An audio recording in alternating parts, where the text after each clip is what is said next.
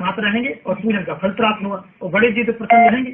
तो गणेश जी की पूजन करने से उधर ज्योतिष आचार्य बैठे हैं, आचार्य जी ये बताएंगे कि जब हम भगवान गणेश की पूजन करते हैं तो उससे राहु की शांति होती है। तो विशेष करके जो भी गणेश जी की पूजा करता है तो राहु की शांति होती है। गणेश जी को दूबा जब हम चढ़ाते हैं तो उससे भी राहु की शांति होती है। तो गणेश जी भी प्रसन्न होते हैं दूबा से और इधर राहु भी शांत होता है। तो हमारा जो है इसमें बढ़ जाता है। जी जी। वैसे भी अब मतलब हम अपने दर्शकों से आज कह सकते हैं कि इस दिन का पूरा फायदा उठा लीजिए, क्योंकि आज पूरे परिवार का ही दिन कहा जा सकता है। इधर शिव जी और पार्वती का विवाह का दिन है आज, और दूसरा गणेश जी का है और वो उनके पुत्र हैं। तो जाहिर सी बात है कि आज के दिन की महत्ता और भी बढ़ जाती है। पूजन विधि पंडित जी ने अभी जो बताई है उसके हिसाब से यदि नित्यानंद जी आपसे हम ये जानना चाहेंगे कि मंत्रों का पूजन विधि में अपने आप में एक बहुत बड़ा महत्व है। अभी आपने बताया कि डमरू जो है भगवान शिव का, उससे कई करोड़ मंत्र जो हैं वो निकले हैं। मंत्रों का कितना महत्व है और आज के दिन कौन सा ऐसा विशेष मंत्र हो सकता है जिससे फल की प्राप्ति हो सके? देखिए, मंत्र just like a sound therapy. आज आधुनिक चिकित्सा विज्ञान साउंड थेरेपी के द्वारा कई चीजें कर रहा है, पथरी तोड़ी जा रही है। ओके, तो मंत्रों का प्रभाव तो होता है, और डमरू यानी ध्वनि उत्पन्न करने वाला यंत्र, और उसी से साउंड निकला। ओके, तो ये अलग अलग फ्रिक्वेंसी अलग अलग मंत्रों के रूप में जानी गई, इसका साइंटिफिक आंसर है। और शिवरात्रि चूंकि शिव शक्ति का पर्व है, अतः ऐसा अनुष्ठान, ऐसा मंत्र जिसमें क्लीन बीजाक्षर हो और शिव शक्ति से संयुक्त हो। ओम नमः शिवाय एक पंचाक्षरी सहज मंत्र है, या ओम नमो भगवते रुद्राय। इस मंत्र का इसमें बहुत माइनर सा अंतर है, क्योंकि मैं साउंड पर रिसर्च कर रहा हूँ, 20 वर्ष हो गए। एक बहुत उल्लेखनीय बात है कि अगर एक ही मंत्र से सभी कार्य होते तो भगवान शिव को 60 करोड़ मंत्र उत्पन्न करने की क्या आवश्यकता थी। ओम नमः शिवाय भी शिव का है, ओम नमो भगवते रुद्राय भी शिव का है, पर दोनों की फ्रिक्वेंसी में अंतर है।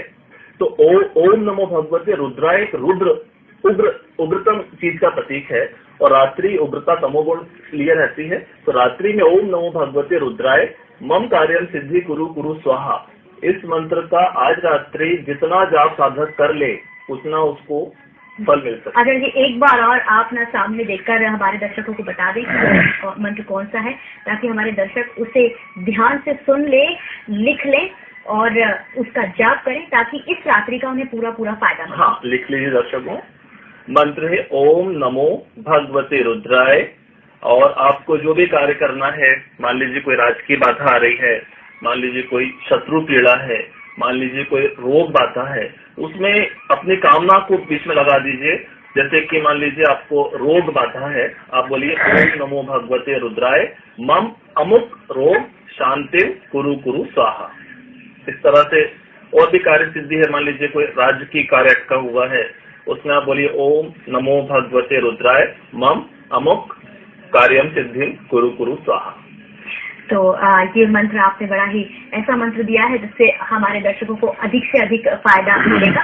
लेकिन यहाँ पर वक्त हुआ एक छोटे से ब्रेक का। ब्रेक के बाद भी हमारे महाशिवरात्रि स्पेशल जारी रहेगा। आप बने रहिए हमारे साथ, क्योंकि इसके बाद हम आपको बताने वाले हैं कि किन किन राशियों के हिसाब से कैसी पूजन विधि आज के लिए उचित रहेगी, भगवान शिव को जल्दी प्रसन्न किया जा सकता है। आप बने रहिए हमारे साथ, देखते रहिए बंसल न्यूज। लौट कर आ रहे हैं इस ब्रेक के बाद।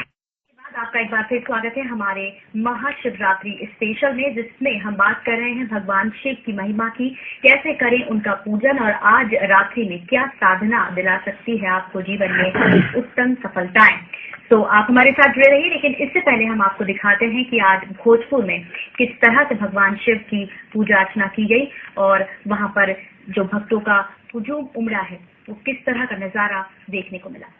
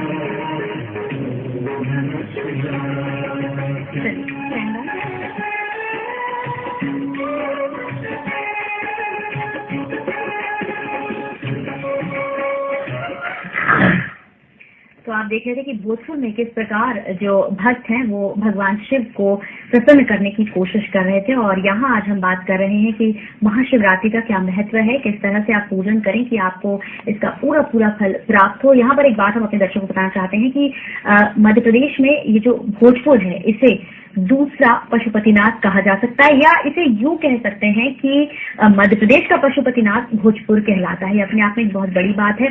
इसी से जुड़ा हुआ सवाल मेरा आचार्य जी आपसे है कि मध्य प्रदेश को ये तो एक गौरव प्राप्ति है, लेकिन दूसरा एक जो महत्व है वो सबसे बड़ा महत्व है महाकाल। उज्जैनी नगरी की हम बात कर रहे हैं। महाकाल का अपने आप में एक बहुत बड़ा महत्व है। क्या है वो, इसके पीछे की क्या है कथा? उज्जैन का जो भगवान महाकाल का जो लिंग स्थापित है जी, उसको साइंटिफिकली अपन देखें तो ये वैज्ञानिक रिसर्च से साबित भी हो चुका है कि धरती का केंद्रीय भाव है, वो केंद्रीय बिंदु पर वहां पे शिवलिंग स्थापित है। और जिस कारण स्थापित है, क्योंकि भगवान महाकाल के महाकाल बनने की जो एक आध्यात्मिक कथा है, तो यह कथा है कि किसी एक राजा था, वो काल के नाम से प्रसिद्ध था। उसने शिव को प्रसन्न किया, इतना प्रसन्न किया और ये वर मांगा कि मुझे किसी भी काल में किसी भी अस्त्र शस्त्र से मारा ना जा सके और मैं जो चाहूँ वो करूँ। तो भगवान शिव ने कहा कि आप ठीक है, मैं आपने तपस्या की, मैं आपको देता हूँ, किंतु आप मेरे भक्तों को डिस्टर्ब ना करिएगा, बाकी आपको जो करना हो करें। किंतु उस राजा ने, जिसको काल के नाम से प्रसिद्ध हो गया था, भगवान शिव का एक भक्त उस लिंग का पूजन कर रहा था जो महाकाल में स्थापित है। तो उसने कहा कि कोई महाकाल नहीं है, मैं ही सबसे बड़ा काल हूँ। भगवान शिव ने वरदान दिया है, मैं भी आप वो भी आपको नहीं बचा सकते। और उस व्यक्ति बच्चे को वो मारने के लिए झपटा। इतने में भगवान शंकर प्रकट होगा त्रिशूल लेके और कहा कि मैंने आपको वरदान दिया है कि आपके ऊपर काल का असर नहीं पड़ेगा, तो मैं महाकाल बन के तुमको भस्म करता हूँ। और अपने सती नेत्र से उसको भस्म कर दिया था और उसकी भस्म को अपने ऊपर लपेट लिया था। यही रहस्य है महाकाल को ताजी मुर्दे की भस्म चाहने का। जी, भस्म की आपने बात की, तो क्या सिर्फ महाकाल को ही ये भस्म चढ़ाई जाती है या दूसरे शिवलिंगों पर भी इसको चढ़ाया जा सकता है, या सिर्फ ये उसी स्थान का महत्व है? इसके पीछे जुड़ी हुई कुछ कथाएं हैं या इसका क्या महत्व है? देखिए, हमारे शास्त्रों में एक ही देवी देवता के विभिन्न स्वरूपों के विभिन्न ध्यान दिए गए हैं कि विष्णु जी नीला वस्त्र धारण किए हैं और भगवान महाकाल बड़े क्रोधी हैं, काला, ऐसा उस तरह से तो ये उग्र शक्ति स्वरूप है भगवान महाकाल। और इन्हीं रूप को भस्म या इसी रूप कहीं भी स्थापित हो, वहां पे ये भस्म आरती, ये तो जो कि तमोगुण का प्रतीक है, तो वहां पे ये भस्म रूपी आप श्रृंगार कर सकते हैं। सामान्य घरेलू शिवलिंगों का आप उपयोग नहीं कर सकते। जी, यहाँ पे हम आपसे आगे भी जानेंगे। आपने सामान्य घरेलू इसमें उपयोग नहीं कर सकते हैं, लेकिन हमारे जो सामान्य गृहस्थ जीवन में जो लोग बंधे हुए हैं उनके लिए आज इस रात्रि में ऐसी कौन सी साधना हो सकती है जिससे वो अपना मनचाहा जो फल है, जो इच्छा है, उसकी पूर्ति कर सके? ऐसी कोई साधना है जो आज की इस रात्रि में की जा सकती है? देखिए, जैसे कि दो रूप मैंने बताए, महाकाल तमोगुण शक्ति का प्रतिनिधित्व करते हैं। तो जो लोग कर्ज से, शत्रु बाधा से या ऐसी किसी नेगेटिव वाइब्रेशन से ज्यादा परेशान हैं, तो वो भगवान ओम महाकालाय नमः इस मंत्र का जाप करें। और जो गृहस्थ हैं वो अपनी इच्छाओं की पूर्ति के लिए, जैसा भी मैंने बताया, ओम नमो भगवते रुद्राय मम अमुक अमुक कार्यम या अमुक अमुक जो भी है, जो भी उनकी कार्य इच्छा है उनकी, वो कार्य को बोले और उस मंत्र को आगे बढ़ाए। तो ये करने मात्र से अच्छा। इसमें एक विशेष विधान यह है कि शिव को अगर आप बेलपत्र, धतूरा, भांग ये अर्पण कर देते हैं तो भी बहुत अच्छा है। अदरवाइज सिर्फ आप ईशान दिशा की ओर मुंह करके बैठ जाए रात्रि में 10 से लेके 2 के मध्य आप ये प्रोसेस करें। और एक जल ले लें हाथ में, कमंडल में जल ले लीजिए, किसी कटोरी में जल ले लीजिए, एक शिवलिंग सामने रख लीजिए, धूप दीप दीपक जला लीजिए और मंत्र पढ़ते जाइए और एक चम्मच से जल लेके शिवलिंग पे अर्पण करते जाइए। ये सहज और स्वाभाविक प्रोसेस आपको वो फल दे सकता है शायद अभी तक प्राप्त नहीं। इसीलिए उन्हें कहा भी जाता है कि भोले भंडारी हैं, बहुत जल्दी वो प्रसन्न हो जाते हैं अपने भक्तों से। पंडित जी, आपसे हम जानना चाहेंगे कि अब राशियों की यदि हम बात करें तो किस राशि को किस तरह से पूजन करना चाहिए, क्या होनी चाहिए उसकी पूजन विधि, और रंगों के महत्व की यदि बात करें तो कितना महत्व इसमें फूलों के रंग का कह लीजिए या फिर वस्त्रों के रंग का, क्या जो व्यक्ति पूजन करने बैठ रहा है वो किस कलर के वस्त्र पहन रहा है इसका भी असर पड़ता है? देखिए, असर तो पड़ता है, वस्त्रों का असर भी पड़ता है, बैठने का असर पड़ता है, आसन का असर पड़ता है पूजन में, है ना। जैसे पूजन का विधान जो है बड़ा लंबा है। अगर पूजन हम करें तो आधा घंटा में तो हम पूरा वो कर सकते हैं उसकी, है ना, जमावट है, पूजन का विधान है कि नहीं। मगर इसमें सूक्ष्म रूप से हम कलयुग में जब रह रहे हैं तो वैसे भी रामायण ने बताया कि कलयुग केवल नाम आधारा और सुमर सुमर नर उतर नहीं पा रहा। तो रामायण में तुलसीदास जी ने लिखा है कि कलयुग में सिर्फ भगवान का नाम लेने से कई यज्ञों का फल प्राप्त। और वैसे भी पंडित जी यहाँ दिन भर हो गया है, लोग व्रत किए हुए हैं, तो अब रात्रि जैसे जैसे बढ़ेगी उनको लेकर जल्दी से पूजन पाठ किया जाए। तो वो जो छोटा रूप है लेकिन सटीक जो रूप है कि पूजा की यही सही विधि है वो हमें बताइए, और राशि के साथ बताइए, मतलब मेष के लिए किस तरह, वृष के लिए। देखिए, वैसे तो राशि के ऊपर तो भगवान शिव की पूजन का कोई प्रभाव नहीं पड़ता। भगवान शिव भोलेनाथ है, कालों के काल महाकाल है, तो उनकी जो भी राशि वाला जो भी व्यक्ति पूजन करता है उसे शुभ फल प्राप्त होगा, ना कि उसको अनर्थ। तो पूजन करने का ऐसा विधान है कि उनको प्रसन्न करने के लिए, जैसे मेष राशि वाले हैं तो लाल वस्त्र पहन के पूजन करें, है ना, माता शक्ति की विशेष आराधना करें तो उनको पूजन का फल प्राप्त होगा, है कि लाल फूल चढ़ाएं, माता जी को फूल चढ़ाएं लाल फूल। तो वृषभ राशि के लिए जो है थोड़ी सी चावल हाथ में ले लें, सफेद वस्त्र पहने और चावल रख करके और भगवान शंकर को अर्पण करें तो उससे जो है वृष राशि वाले को शुभ फल प्राप्त होगा। वृषभ राशि के बाद मिथुन राशि, मिथुन राशि वाले व्यक्ति जो है हरे रंग के कपड़े पहने और थोड़ा से मूंग हाथ में रख करके भगवान शंकर को अर्पण करें तो पूरी पूजन का फल उनको प्राप्त होगा। कर्क राशि वाले भगवान शंकर को चावल चढ़ाएं, चीनी चढ़ाएं और सफेद वस्त्र धारण करें तो उससे भगवान शंकर प्रसन्न होंगे और इच्छित वर फल प्राप्त करेंगे। वे कर्क सिंह राशि वाले जो है भगवान शंकर को पूजन में जब बैठे तो लाल वस्त्र पहने और भगवान शंकर की आराधना करें, सिर्फ रुद्राभिषेक करें तो उनको विशेष रूप से फल प्राप्त होगा। कन्या राशि वाले भगवान शंकर की आराधना करें, पीले वस्त्र पहने तो विशेष फल प्राप्त होगा। तुला राशि वाले भगवान शंकर की आराधना करने जब बैठे तो चावल और सफेद फूल हाथ में लेकर के भगवान शंकर की आराधना करें तो उनको विशेष फल प्राप्त होगा। वृश्चिक राशि वाले भगवान शंकर की आराधना करने जब बैठे तो लाल वस्त्र पहने, माता पार्वती की विशेष आराधना करें तो भगवान शंकर उनके ऊपर प्रसन्न होंगे। धनु राशि वाले भगवान शंकर की आराधना जब करेंगे तो वह पीले वस्त्र पहने और भगवान शंकर की आराधना करें, माता पार्वती को पीले पुष्प चढ़ाएं, शंकर जी को पीले पुष्प चढ़ा सकते हैं, उनसे विशेष फल प्राप्त होगा और जीवन उनका सरल बन जाएगा। मकर राशि वाले भगवान शंकर के सामने जब आसन पर बैठे तो नीली आसन हो और विशेष करके शनि मंत्र का जाप करें तो उससे जो है शनि प्रसन्न होगा। शनि स्वामी भी है मकर राशि का और भगवान शंकर प्रसन्न होकर के उनकी जो भी दिक्कतें आ रही हैं वो सब दूर हो जाएंगी और उनको शुभ फल प्राप्त होगा। कुंभ राशि वाले नीले वस्त्र पहन करके माता पार्वती को नीला पुष्प चढ़ाएं और भगवान शंकर की आराधना करें तो विशेष फल प्राप्त होगा। अब आखिरी मीन राशि बची है। मीन राशि वाले भगवान शंकर के सामने पीले वस्त्र पहनकर बैठे, माता पार्वती और शिव और गणेश जी के तीनों की पूजन करें तो उनको शुभ फल प्राप्त होगा और अपना जीवन सफल बन जाएगा। जी, और इस महाशिवरात्रि का जो उन्होंने दिन भर व्रत किया है, जो पूजन किया है, उसका पूरा फायदा भी उन तक पहुंचेगा।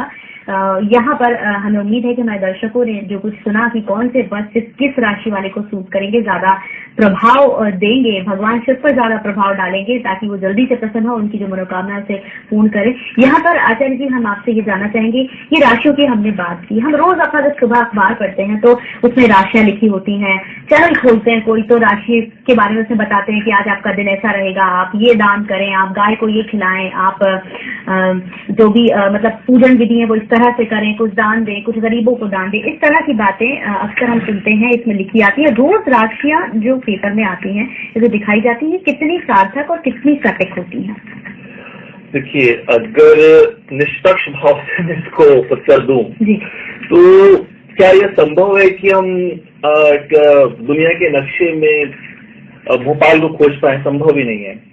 तो एक नक्षत्र में एक समय में बहुत सारे जीव उत्पन्न होते हैं, तो सबका प्रेडिक्शन एक हिस्सा हो ही नहीं सकता। किंतु ये माना जाता है कि आज चंद्रमा इस नक्षत्र में है, तो इस नक्षत्र में जन्मे कुछ प्रॉपर्टीज जस्ट लाइक जैसे बब्बर शेर है, चीता है, बिल्ली है, ये एक ही कुल के हैं, किंतु उनकी प्रॉपर्टीज में काफी कुछ अंतर है। वही सिद्धांत ज्योतिष में सामान्य प्रेडिक्शन करते समय लागू होता है कि जैसे अपन ने मान लिया कि बिल्ली, शेर, बब्बर शेर, इनमें नाखून ऐसे ही होंगे, दांत ऐसे ही होंगे और भयानक आकृति होगी। तो ये प्रेडिक्शन एक जनरल प्रेडिक्शन है और इसका भी अपना महत्व है, किंतु सूक्ष्म विश्लेषण इस आधार पे नहीं किया जा सकता कि आज वृश्चिक राशि वालों के साथ ऐसा होगा। जरूरी नहीं है कि वृश्चिक का स्वामी मंगल उस व्यक्ति का फेवर आज कर रहा हो, या जिन दिनों मंगल नीच राशि का चल रहा होता है तो उस समय जरूरी नहीं है कि वृश्चिक राशि वाले को सफलता ही मिलेगी। तो ये एक सामान्य है, इससे लोगों का आकर्षण बढ़ता है और उनको एक गाइडलाइन मिलती है, किंतु इसी को अंतिम निष्कर्ष ना माना जाए। जी पंडित जी, आपने अभी राशियों का बताया कि किस राशि पर क्या असर करेगा। इसके बाद यदि हम बात करें भगवान शिव की जो पसंदीदा चीजें, बिल्व पत्र की बात ओम से उत्पत्ति मानी गई है, तो ओम नमः शिवाय उन बिल्व पत्रों पर लिखकर उनको चढ़ाया जाता है, ये भी एक महत्व है। तो कितने बिल्व पत्र उनको चढ़ाने चाहिए या कितने से प्रसन्न होते हैं? मतलब ये जो इसके पीछे की कहानी है कि मतलब कुछ लोग अपने ओम नमः शिवाय लिखते हैं और उसको फिर पानी में बहा देते हैं, या कुछ गोलियां बनाते हैं, मछलियों को खिला देते हैं, इस तरह की कुछ हैं मान्यताएं, इनका क्या महत्व है? या वो तो भगवान है, वो एक में भी खुश हो जाएंगे, लेकिन क्या उसकी कुछ संख्या भी बटी हुई है? देखिए क्या है कि भगवान शंकर तो एक बिल्व पत्र में भी खुश हो जाते हैं, जो आपने कहा है, परंतु इसमें क्या है कि भगवान श्रद्धा देखते हैं कि हमारे मतलब ईश्वर की तरफ कितनी श्रद्धा है। मान के चलो कि आप और हम बैठे हैं, तो अब मेरी श्रद्धा आपकी तरफ कितनी है, मैं कितना आपका काम कर सकता हूँ, समझे? तो आप और ज्यादा मतलब कहीं चलो भाई पंडित जी के पास चलते, वहां ज्यादा काम हो जाएगा अपना। तो ऐसे ही भगवान शंकर का है कि आप कितने श्रद्धावान है ईश्वर के प्रति, तो आप 11 से लेकर के 1000 करोड़ तक आप बिल्व पत्र चढ़ा सकते हैं। तो श्रद्धा ऐसे व्रत का है कि व्रत का मतलब वैसे शास्त्रों में ये नहीं बताया कि आप व्रत जरूरी है। अगर आप श्रद्धा से भी भगवान शंकर की या किसी भी देवी देवता की पूजन करते हैं तो पूर्ण रूप से आपको फल प्राप्त होगा। लेकिन और अगर शिवरात्रि की यदि बात की जाए तो यहाँ क्या व्रत शाम को खोलना चाहिए या कुछ खास तरीका होना चाहिए व्रत का? जैसे नमक खाने की कुछ रहता है कि नमक का नहीं खाना चाहिए, क्या ऐसी भी कोई मान्यताएं हैं इस व्रत को लेकर? देखिए, इसमें वैसे तो शास्त्र में ये बताया है कि सुबह से लेकर के दूसरे दिन व्रत इसका खोला जाता है, क्योंकि शिवरात्रि का महत्व। हाँ, वैसे क्या है कि इसमें सिर्फ एक बार फलाहार व्यक्ति कर सकता है जी। तो सुबह इसका दूसरे दिन जो है व्रत का उद्यापन होता है जी। और फिर इसके बाद भगवान शंकर की फिर से पूजन होती है, सुबह उनका जश्न मनाया जाता है ना, क्योंकि जब भगवान शंकर जी जब विदा होकर के जब भरा है जी, तो फिर जो है उनका जश्न मनाया सारी महोत्सव का, है ना। घर लोग आए बधाई देने आए भगवान शंकर को जी, वहाँ पे जो बधाई दी तो दी, वह घर भी आए जी। तो जश्न मनाया जाता है, बैंड बाजे ढोल धमाके संग ध्वनि होती है जी। इस तरीके से व्रत का उद्यापन होता है जी। यहाँ पर नित्यानंद जी आपसे हम जानना चाहेंगे कि काल सर्प योग जो है भगवान शिव को सर्प बहुत पसंद है। काल सर्प योग जब लोग सुनते हैं तो पहले तो नाम सुनकर ही घबरा जाते हैं कि अरे काल सर्प योग है आपको। अब इसकी शांति की बात आती है, कहा जाता है कि नासिक में इसको जो त्र्यंबकेश्वर है वहां पर इसको शांत कराया जा सके। तो क्या यही वहां पर ही वो शांत होता है क्या, यदि जो व्यक्ति जहाँ रह रहा है वहां किसी शिवलिंग पे, क्योंकि अभी पंडित जी ने बताया कि महत्व तो सब जगह का है, भगवान पत्थर में भी है माने तो क्या उनको यदि जहाँ वो रह रहे हैं वहीं पर शांति कराएं या किसी शिव स्थान पे जाके शांति कराएं तो उतना वो फलदायी नहीं रहेगा? देखिए, जैसा कि पंडित जी ने बताया और सभी शास्त्र भी इसी बात को कहते हैं कि श्रद्धा में प्रधानता होती है।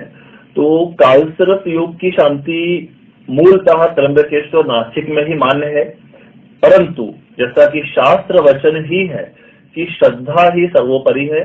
अतः अगर किसी व्यक्ति को ज्यादा पीड़ा है तो वो अपने निकट के किसी भी तीर्थ स्थान पे चला जाए, और अगर उज्जैन जा सकता है तो वहाँ पे जो महाकालेश्वर लिंग है वो सर्वाधिक मान्य है, पूजनीय है, उसके समीप उसको साक्षी बनाकर भी उक्त प्रोसेस किया जा सकता है, तब भी वही फल मिलेगा जो नासिक त्र्यंबकेश्वर में मिलता है। इसका मैं अपने बात के समर्थन में छोटा सा एक तर्क प्रस्तुत करना चाहूंगा कि भाई जैसे साधना में कई जगह कहा जाता है कि चांदी का कलश हो, मिट्टी का कलश हो, तांबे का कलश हो।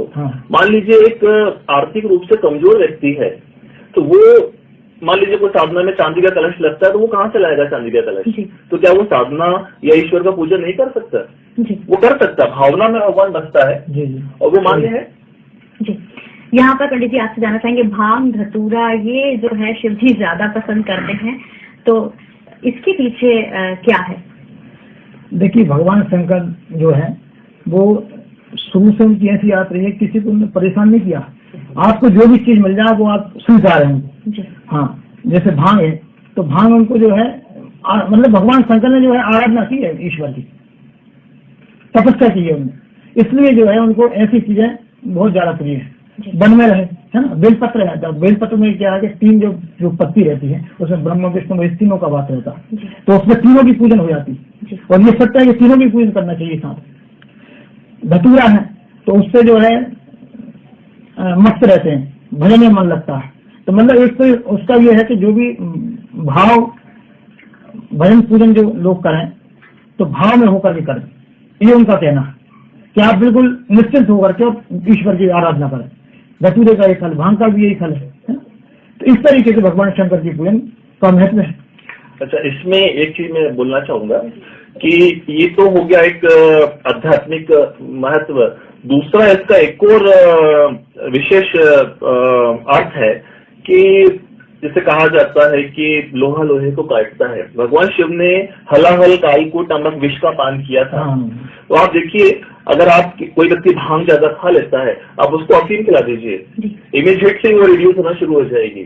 तो जो ये धतूरा है, भांग है, तो ये सर्प विष या और भी तरह की जो विषाक्त पदार्थ भगवान ने ग्रहण किए थे उनका शमन कर देती है, जो कि और किसी देवी देवता में क्षमता नहीं थी कि उस चीज को अवॉइड कर पाए। जी जी, तो आप जिस तरह से आपने बताया आचार्य जी, पंडित जी, आपने जिस तरह से बताया कि शिव की महिमा तो अपरंपार है और इतनी असीमित है कि मतलब उसको तो इतने कम समय में उस पर चर्चा कर पाना या कुछ बोल पाना भी संभव नहीं है, उस पर पूछ पाना भी कुछ संभव नहीं है।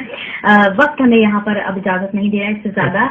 तो बहुत बहुत शुक्रिया आपका स्टूडियो में आने के लिए और इतनी महत्वपूर्ण जानकारियां हमारे दर्शकों तक पहुंचाने के लिए कि वो किस तरह से पूजन करें और क्या है शिव का महत्व, कैसे आप भगवान शिव को आज की रात कर सकते हैं प्रसन्न।